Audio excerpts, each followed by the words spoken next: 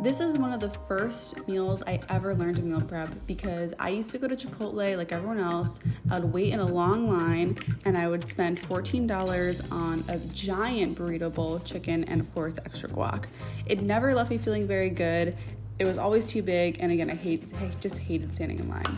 Now I make it for a lot cheaper. Of course, the extra guac, there's still a cost, but it's less than what it would be at Chipotle, and I can customize it to my tastes, my preferences, and of course how much I need to eat.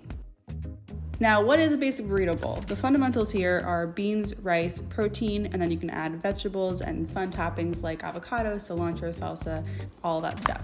But mainly the point is to customize. There are so many ways to make a burrito bowl. I even have a specific Mission-inspired burrito bowl in my cookbook. Mission refers to the Mission District in San Francisco.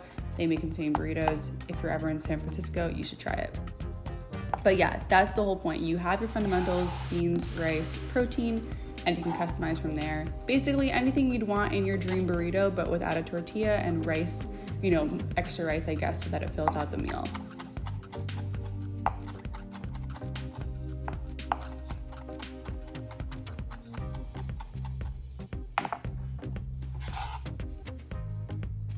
I'm chopping up a lot of ingredients for my rice. I like to make my rice as flavorful as possible. We're not just doing, salt and olive oil here. We're gonna add cilantro, we're gonna add salsa and garlic and taco seasoning.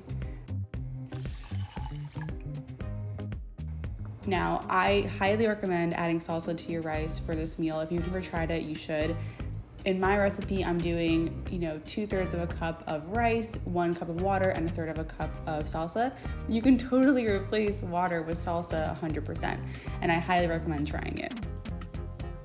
To make this dish even easier, you can absolutely use that microwave rice. Like, you don't need to cook rice from scratch like this. If you want to make this meal just even more hands-free, use some microwave rice.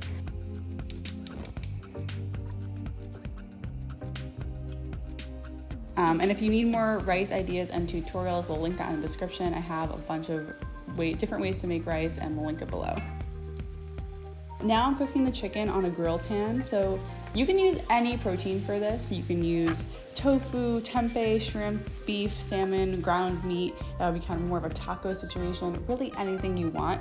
I just like to use chicken, it's pretty easy. And if you don't want to cook any chicken, buy rotisserie chicken from the grocery store and make it, again, even more hands-free.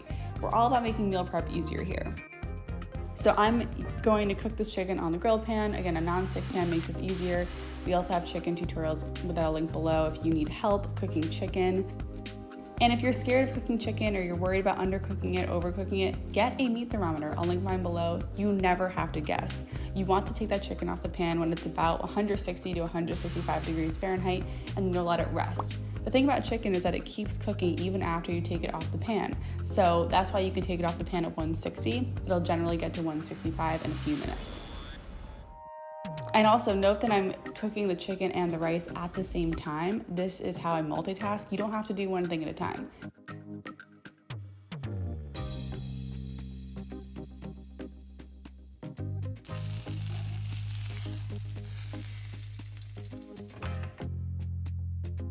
So after I cook the chicken, I throw black beans onto the pan too, because I personally don't like the taste of black beans right out of the can. Again, you do not have to do this. You can just throw those black beans in your burrito bowl without cooking them, but I like to soak up that flavor from the chicken and, make my black beans more flavorful, which makes the meal more enjoyable for me and something I look forward to eating. So after I'm done cooking the black beans, the last step is assembly.